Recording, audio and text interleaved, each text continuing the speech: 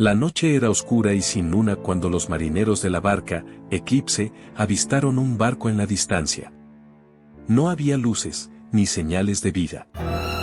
Cuando se acercaron, se dieron cuenta de que el barco estaba completamente quieto, con todas las luces apagadas y una capa de polvo cubriéndolo. Pero lo que les llamó la atención fue que el barco parecía estar funcionando. Los sistemas operativos estaban en marcha, las luces se encendieron y el motor comenzó a rugir.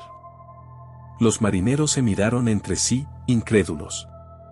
¿Cómo era posible que un barco desaparecido reapareciera con todos los sistemas operativos en funcionamiento? Mientras investigaban, encontraron un diario en la cabina del capitán. Era escrita en una mano temblorosa y hablaba de una misteriosa isla secreta. ¿Qué secretos llevaba consigo ese barco? ¿Qué pasó en esa misteriosa isla? ¿Tú qué crees que pasó? Déjamelo en comentarios y sígueme.